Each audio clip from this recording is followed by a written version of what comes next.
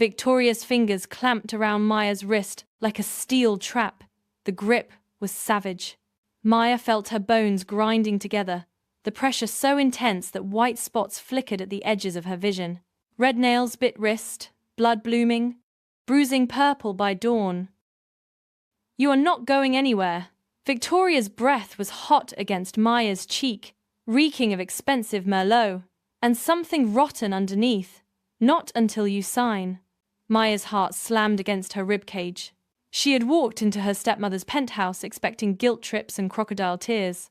She had prepared for manipulation, for passive-aggressive comments about family loyalty, for the same exhausting performance Victoria had perfected over 8 years of marriage to her father. She had not prepared to be physically restrained in a room full of predators. "Let go of me." Maya's voice cracked despite her best efforts. "Or what?" Victoria's lips peeled back from her teeth in something that resembled a smile, the way a shark resembles a dolphin. "You will scream? Go ahead. The walls are soundproofed. You will call the police? With what phone?" Maya's free hand shot to her pocket, empty. Her phone had been on the table when she sat down. She looked toward her chair and saw Derek holding it, scrolling through her apps with a smirk that made her stomach lurch. "Looking for this?" He waved it lazily. "Nice photos. Shame if something happened to them." Maya scanned the room with the desperate precision of a trapped animal cataloging escape routes.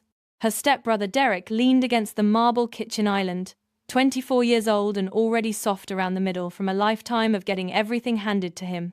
His eyes were his mother's, cold and calculating, tracking Maya's panic like entertainment. Her stepsister Amber stood by the floor-to-ceiling windows overlooking Elliott Bay, her own phone raised and recording. She was 20, Instagram perfect, in a designer dress that cost more than Maya's monthly rent, and she had not looked up from her screen since Maya walked in. To Amber, this was content, drama to be packaged and posted. Victoria's boyfriend Marcus blocked the only exit, a mountain of muscle in a tailored suit. He had the dead eyes of a man who had done things for money that he would never discuss in polite company. His arms were crossed over his chest, biceps straining against Italian fabric, and he watched Maya the way a cat watches a mouse that has not yet realized it is already dead. At the head of the dining table sat a woman Maya had never seen before. Charcoal blazer, pearls, a stack of legal documents arranged with surgical precision in front of her. She observed the scene without a flicker of concern, pen poised over paper, waiting. 6 against 1. Maya had walked into an ambush. "The document is straightforward," the woman in the blazer said, her voice smooth as silk over broken glass. "You transfer 70% of your inheritance into a family trust administered by Victoria. Everyone benefits. Everyone moves forward. No courts, no publicity, no ugliness. And if I refuse?"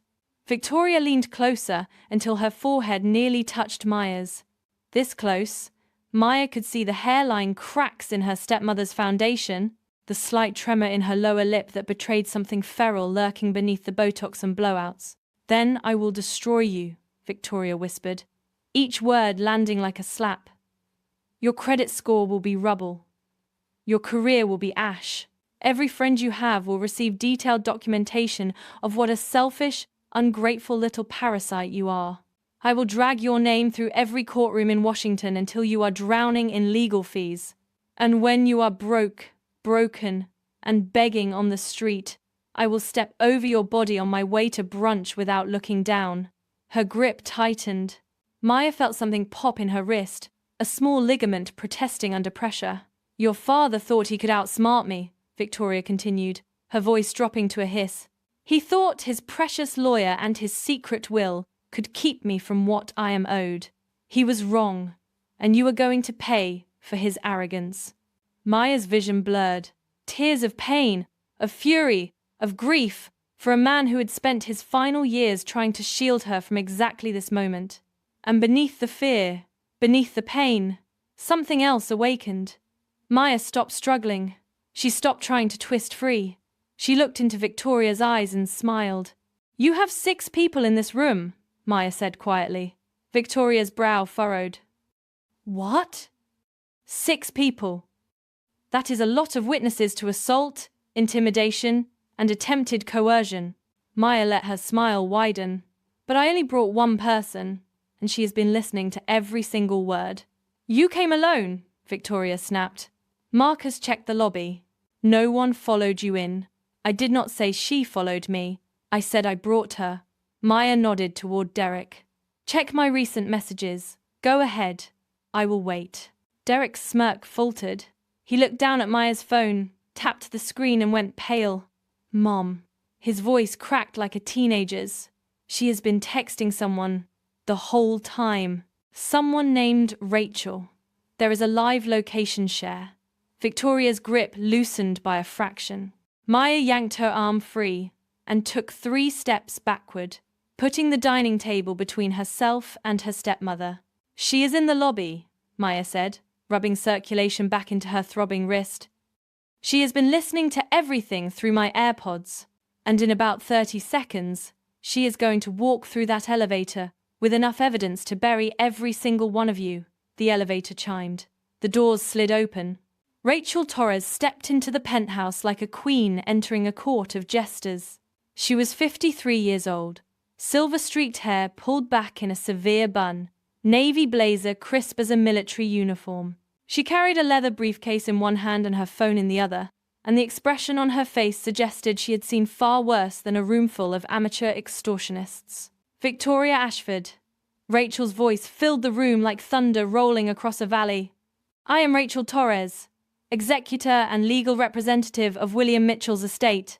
I have spent the last 8 minutes listening to you threaten, assault, and attempt to coerce my client into surrendering her lawful inheritance. She raised her phone. It is all recorded. Every word, every threat, every second your hand was wrapped around her wrist. Washington is a 2-party consent state, but I was not party to your little family meeting, was I?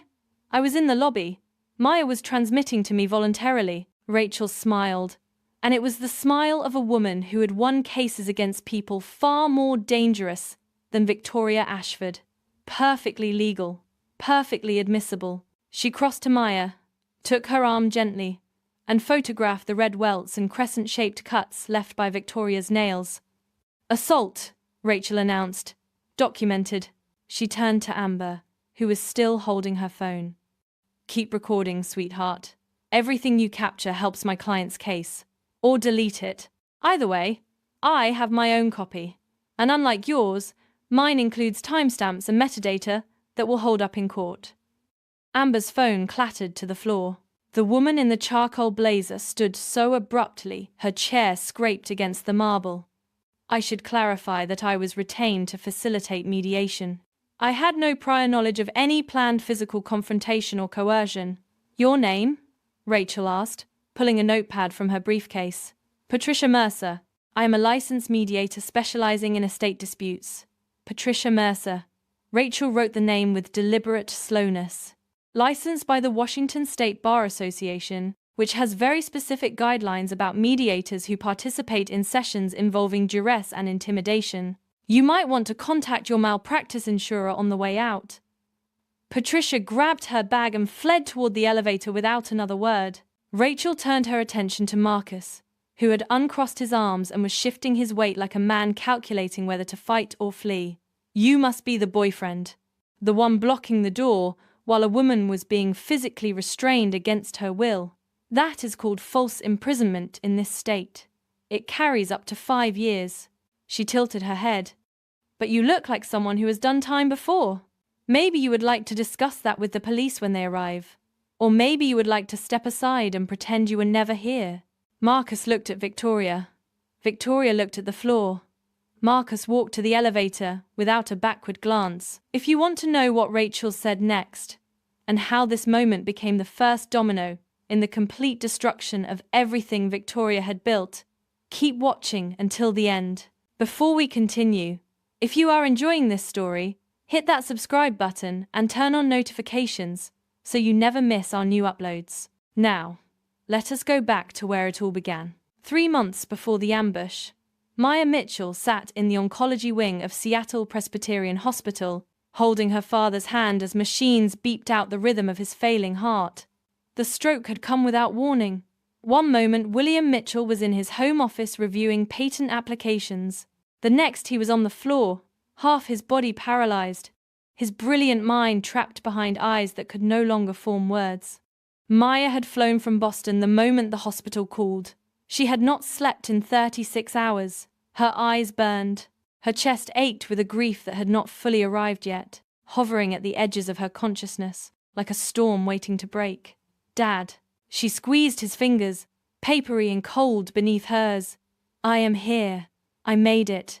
His eyes found hers. Something flickered there. Recognition and urgency, and a desperate need to communicate. His lips moved, but the sounds that emerged were garbled, stripped of meaning by the damage to his brain. Do not try to talk. Maya's voice broke. Save your strength, the doctors said. William's grip tightened with surprising force. His eyes burned with intensity, with a message he was fighting to deliver through sheer will. Rachel. The name emerged like a stone dragged across gravel.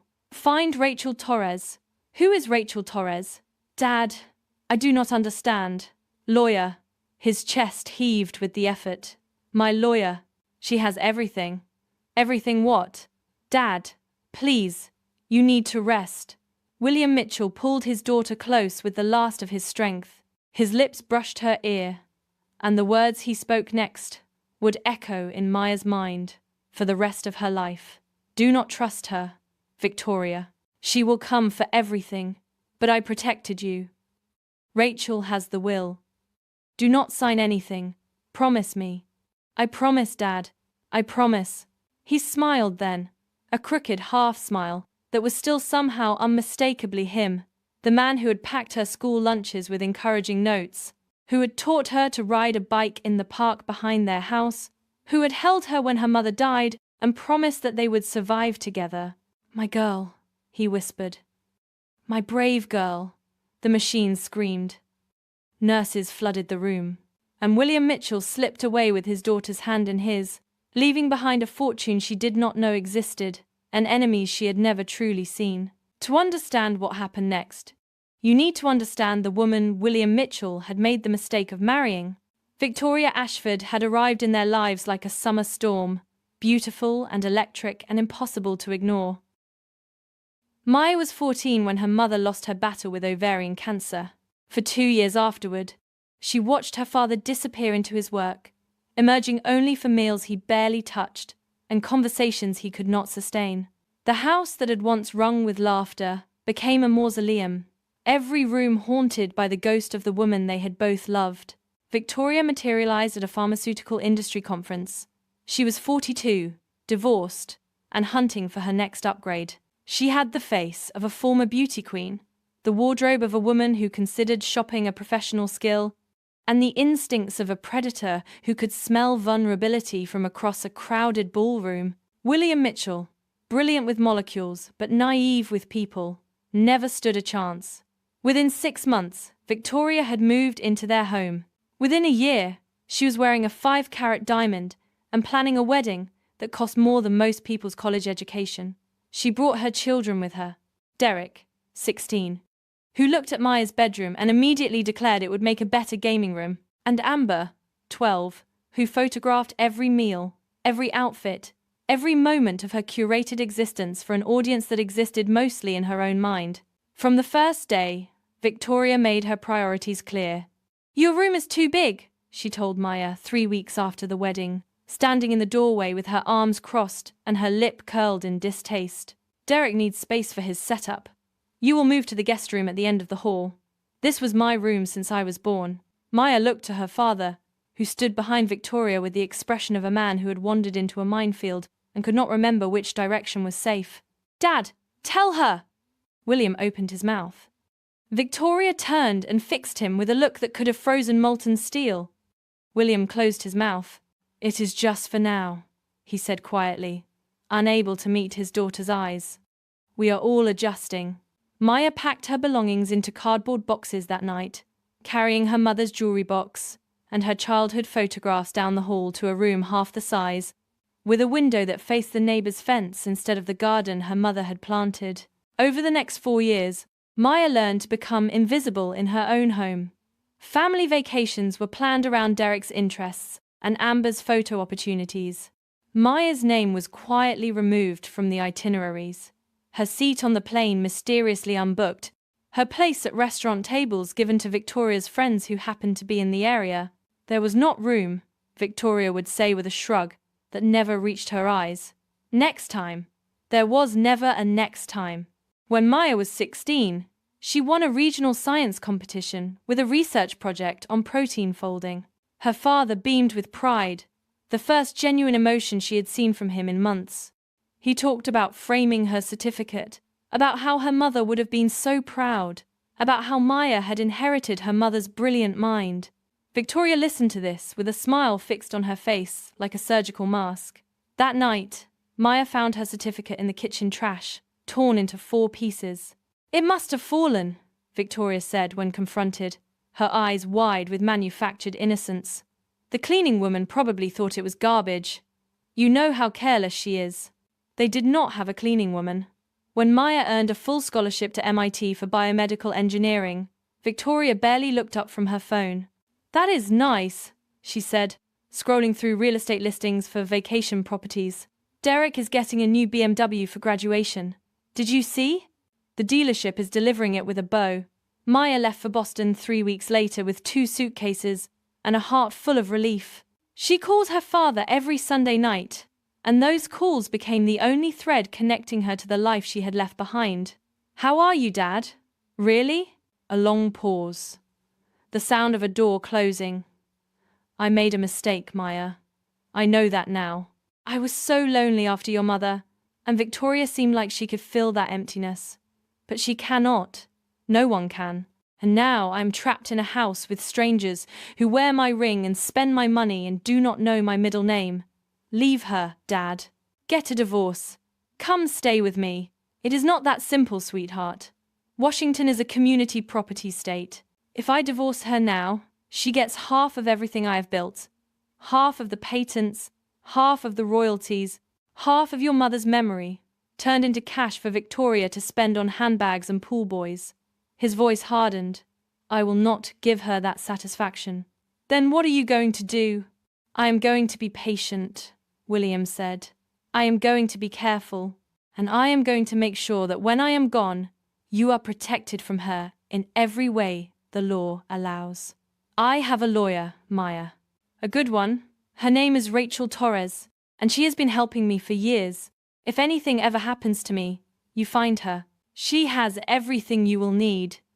"Dad, you are scaring me." "I am not trying to scare you. I am trying to prepare you. There is a difference." He paused. "Your mother used to say that hope is not a strategy. She was right. I loved her so much, Maya. I still do. And the greatest gift I can give her memory is making sure our daughter has a future that Victoria cannot touch." Maya thought about that conversation as she sat in the funeral home 3 days after her father's death, staring at a casket she could not bring herself to approach. The service was a circus. Victoria had chosen the most expensive package, the one with the mahogany casket and the imported flowers, and the professional videographer capturing every moment of her grief for posterity. She wore black Chanel and diamonds that William had given her for their anniversary, and she cried on command for anyone with a camera. "He was the love of my life," Victoria sobbed to a cluster of pharmaceutical executives who had flown in from across the country. "I do not know how I will go on." Maya watched from the back of the room, her hands curled into fists, her nails cutting half moons into her palms. "You do not even know his middle name," she thought. "You do not know that he took his coffee with exactly 1.5 sugars. You do not know that he hummed Beethoven when he was working on a difficult problem. You do not know that he kept a photo of my mother in his wallet for 30 years, and when he looked at it, his whole face changed. You know nothing about the man you are pretending to mourn." After the service, as mourners drifted toward their cars and Victoria held court by the refreshment table, a woman approached Maya in the parking lot. She was in her 50s, with silver-streaked hair and sharp brown eyes that missed nothing. She wore a navy blazer over a simple black dress, and she carried herself with the quiet confidence of someone who had spent decades navigating rooms full of powerful people. Maya Mitchell? Maya tensed. Who is asking? My name is Rachel Torres. I was your father's attorney. She glanced toward the funeral home, where Victoria was accepting condolences like a queen holding court. We need to talk. Somewhere private. Somewhere she cannot follow. They drove to a coffee shop 10 miles from the church. Rachel ordered black coffee and slid a manila envelope across the scarred wooden table. Your father came to me 8 years ago, 3 months after he married Victoria. Rachel's voice was steady, clinical, the voice of a woman who had learned to deliver devastating news without flinching. He knew within weeks that he had made a catastrophic mistake, but he also knew that divorcing her would cost him half of everything he had built, including the patent portfolio that represented his life's work. So he stayed, Maya said. He stayed with her for 8 years to protect his assets. He stayed with her for 8 years to protect you. Rachel tapped the envelope. Open it. Maya's hands trembled as she broke the seal and pulled out a stack of documents. The first page was a summary of assets. The numbers made no sense at first. Her father had always lived modestly. The same leather jacket for 20 years. The same Honda Accord, until the odometer rolled past 200,000 miles. The same quiet pleasures. Good coffee. Used bookstores. Long walks in the arboretum near their house. But 30 years of pharmaceutical patents, carefully invested royalties, and compound interest told a different story. $3.2 million, Rachel said. All classified as separate property under Washington law. The patents he developed before the marriage, the royalties that accrued in accounts bearing only his name, the investment portfolio he built with funds Victoria never touched, the house you grew up in, which he inherited from his parents, and kept in a family trust she could not access. Maya's throat closed. He never told me. He could not. If Victoria had known the full extent of what he was protecting, she would have found ways to challenge it while he was still alive. He played the part of the modest researcher, the man who cared more about science than money, because it kept her from looking too closely at the numbers. Rachel leaned forward. Every penny of that estate now belongs to you. The will has been through probate. It is airtight. Your father spent 8 years making sure of that. And Victoria gets nothing? She gets whatever community property accumulated during the marriage, which is minimal. Your father was very careful about keeping his separate assets separate. Rachel's expression hardened. But Maya, I need you to understand something. Victoria is not going to accept this quietly. She expected to inherit millions. When she discovers the truth, she will come for you with everything she has. Guilt, manipulation, threats, lawyers, possibly worse. What do I do? Rachel reached into her briefcase and pulled out a business card. You call me the moment she makes contact. You do not sign anything without me present. You do not discuss numbers with anyone. You do not meet with her alone under any circumstances. Her eyes locked onto Maya's. Your father trusted me to protect you. I intend to honor that trust, but you have to let me help you. Maya took the card. 48 hours later, her phone lit up with the first message from Victoria. Maya, we need to discuss your father's estate. It is only fair that we work this out as a family. Call me. Maya screenshot the message, forwarded it to Rachel, and deleted the notification without responding. The second message arrived 6 hours later. I know you are grieving, but ignoring me will not make this go away. Your father would want you to think about Derek and Amber. They are struggling too. College is expensive. Life is expensive. This is about being fair. Maya saved the screenshot, deleted the notification, kept her silence. By the end of the first week, Victoria's tone had shifted from honey to vinegar. I have spoken with my attorney. There are ways to contest this, Maya. I do not want to go that route. But if you refuse to be reasonable, you are forcing my hand. This could drag on for years. Legal fees could eat through everything your father left. Is that really what you want? Is that how you want to honor his memory? Rachel reviewed the message and laughed. She has no grounds to contest. Your father's documentation is impeccable. She is throwing spaghetti at the wall, hoping something sticks. What if she keeps escalating? Then we document everything and let her hang herself with her own rope. Rachel's smile was razor thin. People like Victoria always overreach. It is just a matter of time. The voicemail arrived at 2 a.m. on a Thursday night. Victoria's voice was different now. The performative sweetness had curdled into something raw and vicious, a glimpse of the real woman behind the carefully constructed facade. You think you are so clever, do you not? Daddy's special little princess with her fancy degree and her secret lawyer. But I know things about you, Maya. Things that would make your precious employers very uncomfortable. Things that would make your friends look at you differently. Things that could follow you for the rest of your pathetic life. A pause. The sound of ice cubes clinking in a glass. I am giving you one more chance. Next Saturday. My penthouse. Come alone or do not come at all. We are going to settle this like adults. Or I am going to show you exactly what happens to ungrateful little girls who try to steal from their family. The line went dead. Maya listened to the recording 3 times, her heart pounding so hard she could feel it in her throat. Then she called Rachel. She wants me to come to her penthouse. Alone. Saturday. Absolutely not. I have to go. If I do not, she will escalate. You said it yourself. People like her always overreach.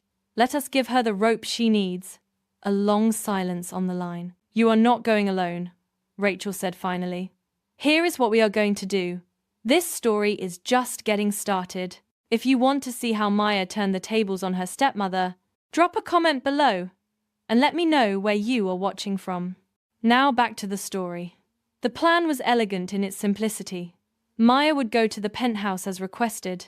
She would wear AirPods hidden beneath her hair, connected to a live call with Rachel in the lobby. She would share her location in real time, and she would give Victoria exactly enough rope to hang herself. The moment you feel unsafe, you text me one word. Now. I will be in that elevator in 30 seconds. Rachel had pressed a fresh business card into Maya's hand, her contact information on the front, a handwritten note on the back. If she touches you, if she threatens you, if she so much as looks at you wrong, you signal me, and I end it. Maya had looked at the note. Your father would be proud of you. She tucked the card into her pocket and did not cry.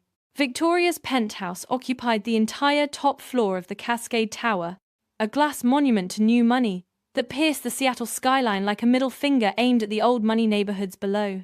The lobby was all Italian marble and uncomfortable furniture, designed to impress rather than welcome. Maya arrived at exactly 2 p.m. She wore the black dress from her father's funeral, the same dress she had worn while Victoria performed grief for cameras, the same dress she had worn while Rachel handed her an envelope that changed everything. She wanted Victoria to see it. She wanted the reminder. I am in the elevator, she murmured, pressing the button for the penthouse. Starting the live share now. I have you, Rachel's voice replied in her ear, steady as a heartbeat. I am in the lobby, 30 seconds away. You are not alone. The elevator rose silently through 40 floors. The doors opened directly into the penthouse foyer, where Victoria stood waiting with a champagne flute in her hand and a smile on her face that did not reach her eyes. Maya, darling. She air-kissed both cheeks, leaving behind a cloud of perfume that cost more per ounce than most people's rent. I am so glad you came to your senses. I came to hear what you have to say. Victoria's smile flickered. Of course. Come in. Everyone is waiting. Everyone. Maya followed her stepmother through a living room decorated in sterile whites and aggressive angles, past a kitchen that looked like it had never been used, and into a formal dining room with floor-to-ceiling windows overlooking the Puget Sound. The view was spectacular. The atmosphere was suffocating. Derek slouched at the table, scrolling through his phone with the practiced disinterest of someone who had never worked for anything in his life. He was wearing a designer tracksuit that probably cost more than Maya's first car, and he did not look up when she entered. Amber stood by the windows, her phone already raised and recording. She wore a dress that belonged on a red carpet, not a family meeting, and her expression suggested she was already composing the caption for her Instagram post. Marcus blocked the back hallway, arms crossed, face blank. He had the build of a bouncer and the eyes of a loan shark, and he watched Maya like a hawk watches a rabbit that has wandered too far from its burrow. And at the head of the table sat the woman in the charcoal blazer, Patricia Mercer, with her documents arranged like weapons of war and her pen poised for signatures. 6 people, Rachel murmured in Maya's ear. I am counting. You are not alone. Maya sat in the chair Victoria indicated, keeping her hands steady through sheer force of will. Let us not waste time, Victoria said, settling into her own chair like a queen taking her throne. Patricia, explain the document. Patricia slid a thick stack of papers across the table. This is a family equity agreement. It proposes a redistribution of the assets from William Mitchell's estate. Specifically, you would transfer 70% of your inheritance into a family trust administered by Victoria, with equal shares distributed among all surviving family members. She tapped a line near the bottom. Sign here, and we can finalize everything within 30 days. 70%. Maya's voice was flat. Of $3.2 million. Your father would want everyone provided for, Victoria said smoothly. He loved all of his children equally. His children. Maya looked at Derek, who was still scrolling through his phone. At Amber, who was adjusting her ring light for a better angle. They are not his children. They are yours. From your first marriage to the real estate developer you divorced when you found someone with more money. Victoria's mask slipped for just a moment. Something ugly flickered behind her eyes, something cold and venomous, before the pleasant expression reasserted itself. Family is not about blood, Maya. It is about commitment. I committed 8 years of my life to your father. I took care of him. I managed his household. I put my own career on hold. What career? Maya interrupted. You've not worked a day since you were 25. You married for money, divorced for more money, and married again for even more money. That is not a career. That is a business model. Derek finally looked up from his phone. Amber stopped recording. Marcus uncrossed his arms. Victoria's champagne glass trembled in her hand. Careful, she said, her voice dropping to a register Maya had never heard before. You are in my house, surrounded by my people, making accusations you cannot take back. I am stating facts. Maya pushed the document back across the table. And the fact is, I am not signing this. Then we have a problem. Victoria stood slowly, her movements deliberate, predatory, because you are not leaving until you do. Victoria, Patricia interjected nervously, perhaps we should take a break and… Shut up! Victoria did not look at the mediator. Her eyes were fixed on Maya, burning with 8 years of resentment, finally given permission to surface. You have no idea what I sacrificed for your father. The things I put up with. The boring dinners and the endless work talk and the pathetic way he cried for your mother in his sleep. I earned every penny of that estate, and you will not take it from me. Maya stood up. I am leaving. She made it 2 steps before Victoria's hand closed around her wrist. The grip was brutal, crushing. Maya felt her bones grinding together, felt Victoria's manicured nails pierce her skin like tiny knives. She tried to pull away, but her stepmother's hand was a vice, squeezing tighter with every attempt to escape. You are not going anywhere, Victoria hissed, her face inches from Maya's. Not until you sign. Maya. Rachel's voice was sharp in her ear. Say the word. I am coming up. Let go of me. Maya kept her voice steady despite the pain shooting up her arm. You are hurting me. Good. Victoria's smile was feral. Maybe pain will teach you what gratitude could not. Your father spent 8 years hiding assets from me, sneaking around with lawyers, pretending to be poor, while millions sat in accounts I could not touch. He thought he was so clever. He thought he could humiliate me from beyond the grave. But here is what he did not understand. She twisted Maya's wrist. Maya gasped. I always get what is mine, Victoria whispered. Always. Your father could not stop me. His lawyer cannot stop me. And you certainly cannot stop me. She nodded toward Marcus. If you try to leave without signing, Marcus will make sure you stay. And tomorrow, you will wake up with a very different understanding of what this family expects from you. Mom. Derek's voice was uncertain. Maybe we should not. Quiet. Victoria did not look at her son. The adults are talking. Maya's vision blurred. The pain in her wrist was becoming unbearable. She could feel blood trickling where Victoria's nails had broken skin. And beneath the fear, beneath the pain, something else awakened. Rage. Pure, cold, clarifying rage. Maya stopped struggling. She looked into Victoria's eyes and spoke 3 words with perfect clarity. Rachel, come now. Victoria frowned. What? I said. Maya's smile was serene. You have 6 people in this room, but I brought someone too, and she has been listening to every single word. The elevator chimed. Victoria's grip loosened. The doors slid open, and Rachel Torres stepped into the penthouse like judgment descending from heaven. What happened in that room over the next 10 minutes would haunt Victoria Ashford for the rest of her life. Rachel did not shout. She did not threaten. She dismantled everything Victoria had built with the surgical precision of a woman who had spent decades preparing for exactly this moment. She photographed Maya's wrist. She documented the wounds. She recorded the room, the people, the unsigned document on the table.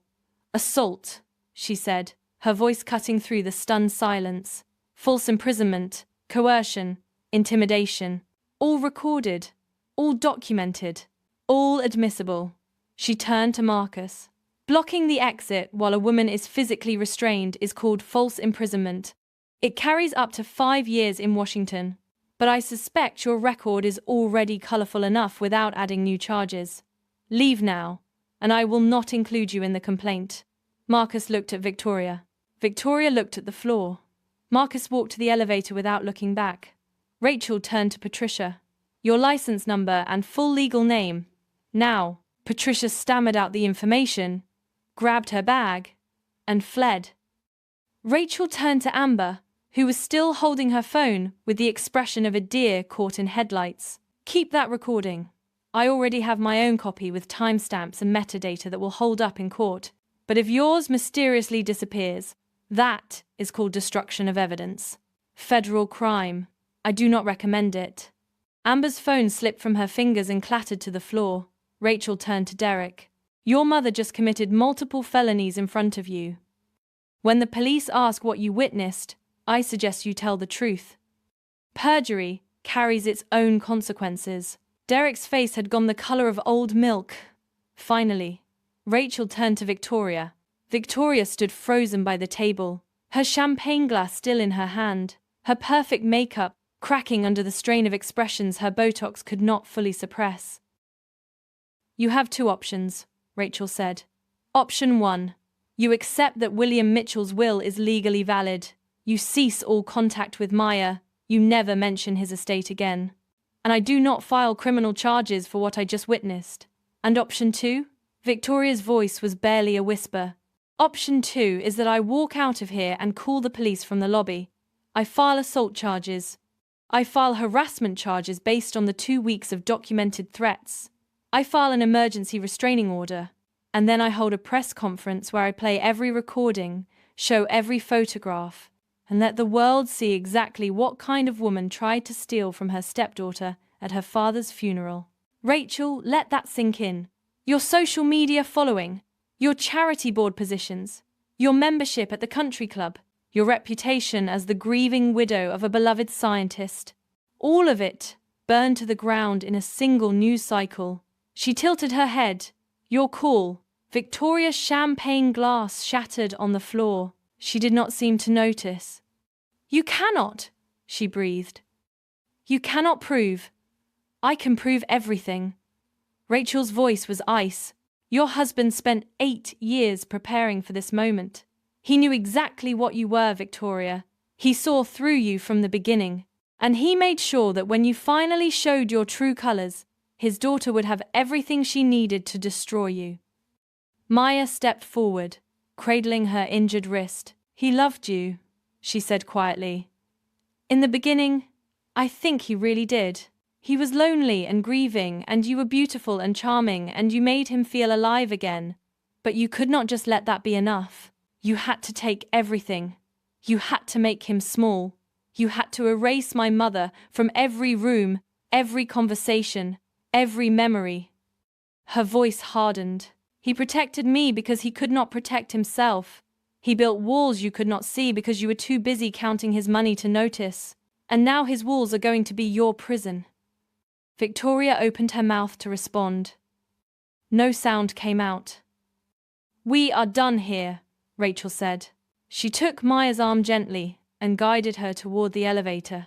They left Victoria Ashford standing in the ruins of her penthouse, surrounded by her useless children and her unsigned documents and the shattered glass of her dreams. For 3 weeks, Maya's life was silent. No messages from Victoria, no voicemails from Derek, no passive-aggressive Instagram posts from Amber about family loyalty and ungrateful relatives. Maya returned to her job at a biotech startup in Boston. She threw herself into a new research project, stayed late at the lab, and slowly began the process of grieving her father, without the constant interference of people who had never loved him. She almost let herself believe it was over. Then, at 3:47 a.m. on a Tuesday morning, her phone exploded with notifications.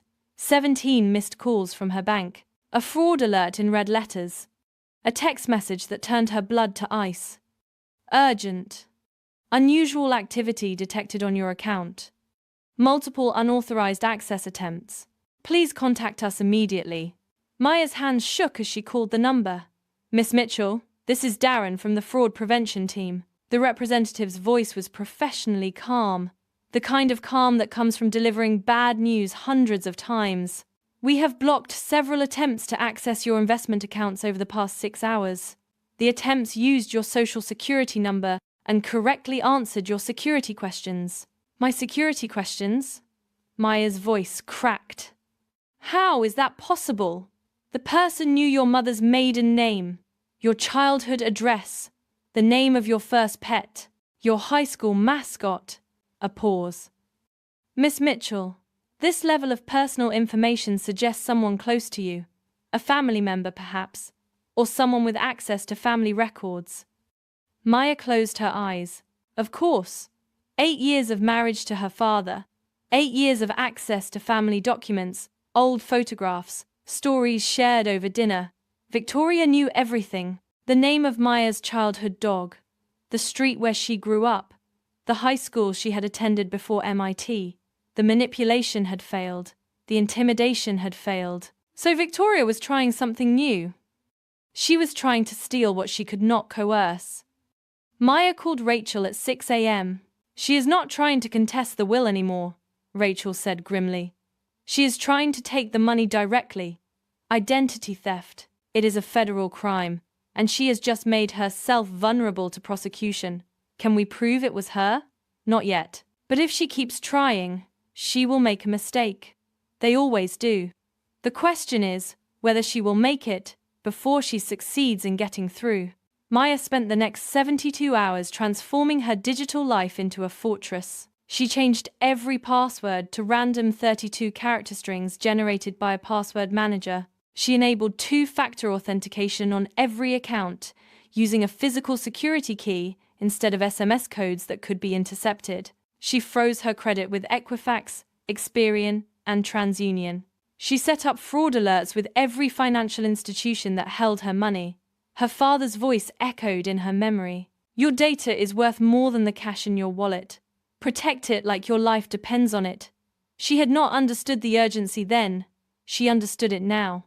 The phishing email arrived 3 days later. It was flawless. Same logo as her brokerage firm. Same formatting. Same font. Same color scheme. The subject line read, "You Argent. Security alert. Action required." The email instructed her to click a link and verify her identity immediately to prevent her account from being frozen. Maya hovered her cursor over the link without clicking. The URL was almost perfect. Almost. 1 letter different from the legitimate domain. A lowercase l, replaced with the number 1. The kind of difference you would never notice unless you were looking for it. Maya screenshot the email. She forwarded it to Rachel. She filed a report with the FBI's Internet Crime Complaints Center. She called her brokerage firm's fraud department, and walked them through every detail. "This is targeted," the fraud investigator told her. "Someone with specific knowledge of your accounts. Someone who knew which firm to impersonate." "I know who it is," Maya said. "I just cannot prove it yet." She installed security cameras at her apartment that weekend. A Ring doorbell, motion sensors in the hallway, a camera facing the street below her window. It felt paranoid. It felt necessary. 2 weeks later, on a rainy Thursday evening, the camera facing the street captured something that made Maya's heart stop. Derek's BMW was parked across from her building. She recognized the car immediately. The same car Victoria had bought him for graduation. The same car he had used to pick up girlfriends and drive to clubs and show off to his equally worthless friends. He was sitting in the driver's seat with a laptop open on his knees, the blue-white glow illuminating his face through the rain-streaked windshield. Maya watched him type something on the keyboard. Her phone buzzed. "Failed login attempt detected." She watched him frown at the screen. Type again. "Failed login attempt detected." He slammed his hand against the steering wheel. Type something else. Waited. "Failed login attempt detected." Maya recorded everything. The car, the license plate, Derek's face in the laptop glow, the timestamps on her phone that matched the security logs from her bank down to the exact second. She watched him try 7 more times before he finally gave up, threw the laptop onto the passenger seat, and drove away into the rain. Maya sent the footage to Rachel with a single message. "We have got them. Can you believe this?" He drove all the way from Seattle to Boston to sit outside his stepsister's apartment and try to hack into her accounts. If this story is keeping you on the edge of your seat, smash that like button and share this video with someone who needs to hear it. The courtroom confrontation is coming up next, and you do not want to miss what happens when Victoria finally faces the consequences of her actions. The King County Superior Courthouse stood like a monument to consequences on a gray Seattle morning. Maya had imagined courtrooms from television, all polished wood and soaring ceilings and dramatic lighting. The reality was fluorescent bulbs, institutional carpeting, and the mingled smell of old coffee and anxiety. But the tension was everything she had imagined and more. She sat at the plaintiff's table with Rachel beside her, a folder of evidence so thick it required its own briefcase. Printed screenshots, bank records, IP address logs, security camera footage. The complete documentary history of a family's descent into crime. Across the aisle, Victoria Ashford sat perfectly still in a cream-colored Chanel suit, her expression carefully neutral, her posture a masterwork of controlled composure.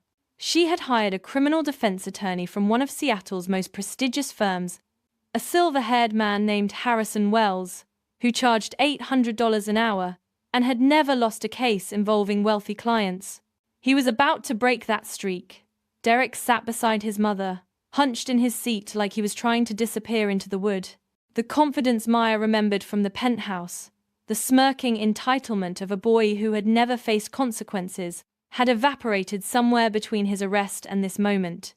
Amber sat in the gallery, her phone confiscated at security, her perfectly manicured hands clasped in her lap. She looked lost without a screen to hide behind, stripped of the filters and poses that had defined her entire adult existence. Marcus was conspicuously absent. He had vanished 3 days after the penthouse confrontation, cutting all ties with Victoria the moment he smelled legal trouble. The woman who had promised him a share of millions was now a liability he could not afford. The prosecutor was a woman named Janet Yee, 43 years old, with the reputation of a pit bull in a pantsuit. She had built her career on financial crimes cases, dismantling white-collar criminals with the methodical precision of a surgeon. She rose to deliver her opening statement. "Your Honor, the prosecution will demonstrate a coordinated campaign of harassment, assault, and attempted identity theft perpetrated by Victoria Ashford and her son Derek Ashford against the victim, Maya Mitchell." Janet's voice filled the courtroom like a bell.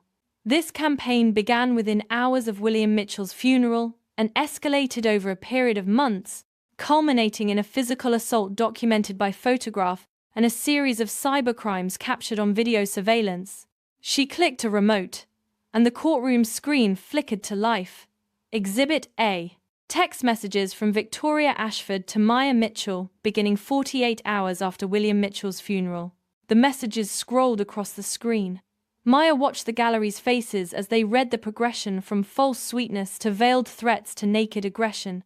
Exhibit B. Voicemail recording left by Victoria Ashford at 2:17 a.m. on March 15th.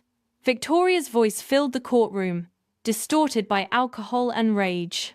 "You think you are so clever, do you not? I will drag your name through every courtroom in Washington until you are drowning in legal fees."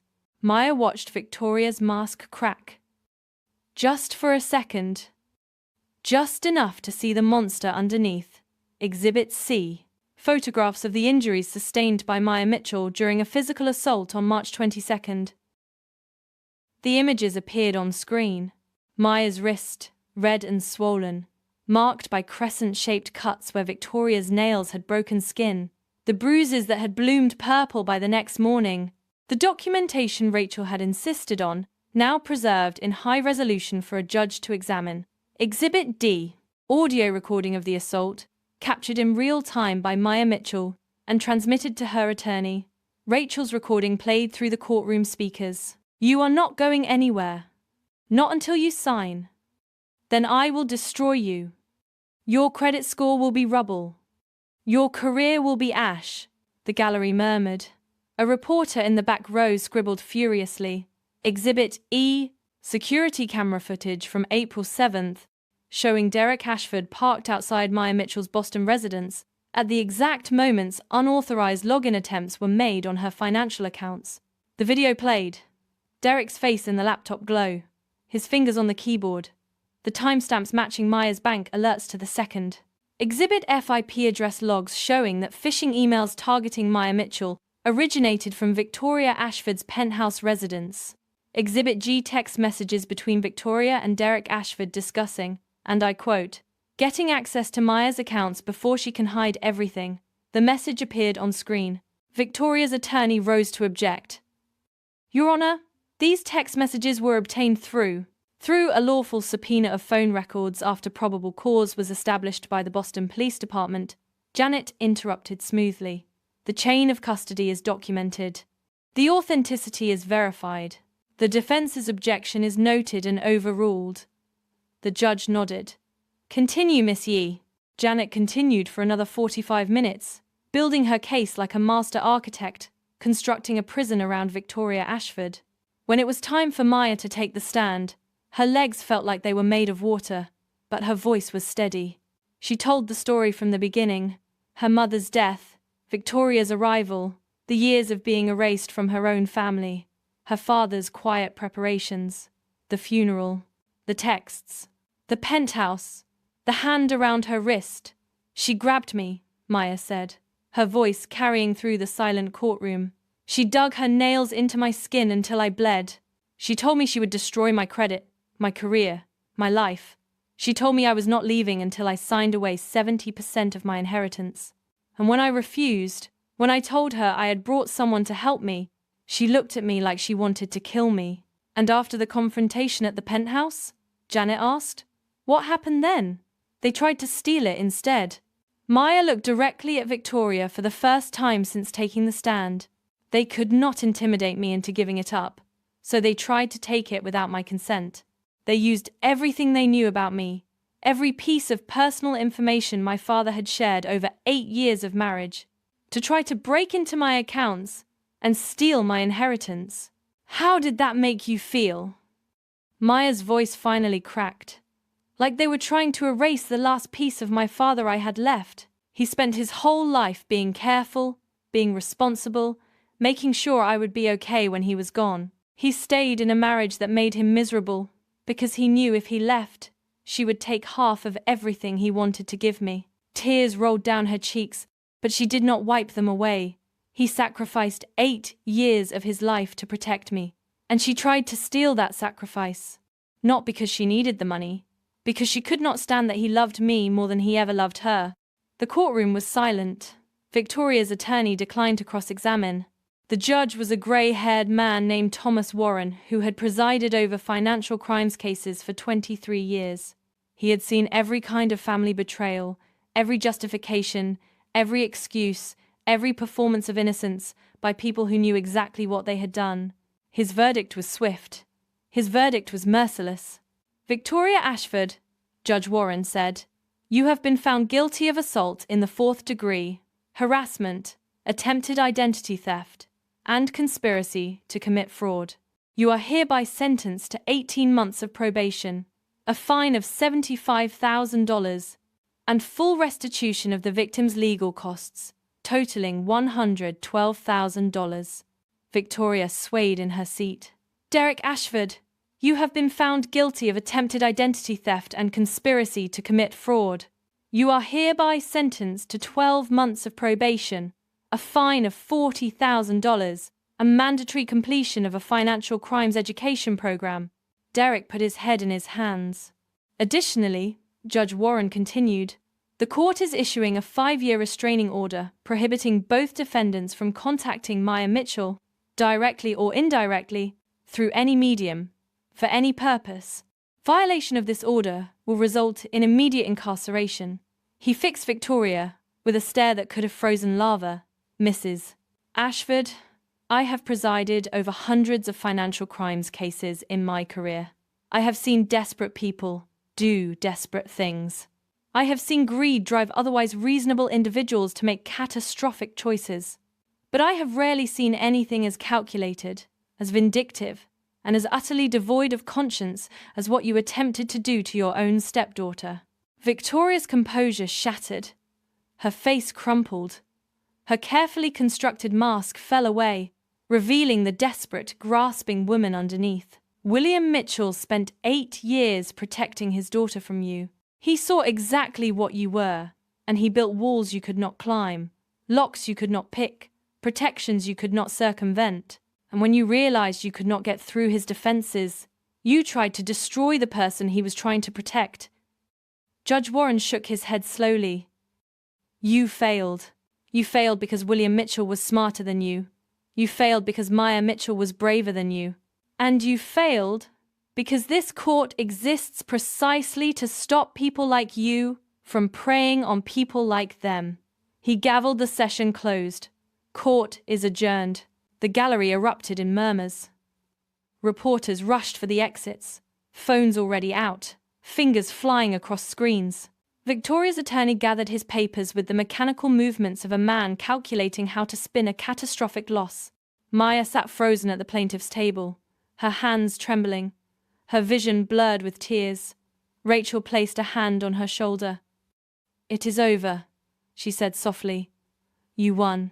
Maya looked across the courtroom at Victoria, who was being helped to her feet by an attorney she could no longer afford. Their eyes met for a brief, electric moment. Victoria looked away first. Maya walked out of the courthouse into the Seattle rain. The drops fell cool against her face, washing away the salt of dried tears, baptizing her into a new chapter of her life. Rachel walked beside her, carrying the briefcase that contained the evidence of Maya's victory. How do you feel? Rachel asked. Maya thought about her father, his quiet strength, his endless patience, the way he had endured 8 years of misery to protect her future. I feel like he is finally at peace, she said. The aftermath unfolded like dominoes falling in slow motion. Victoria's assets were frozen pending payment of the fines and restitution. The penthouse that had been the scene of her ambush went on the market within a month, sold at a loss to cover her mounting legal bills. The Chanel suits disappeared.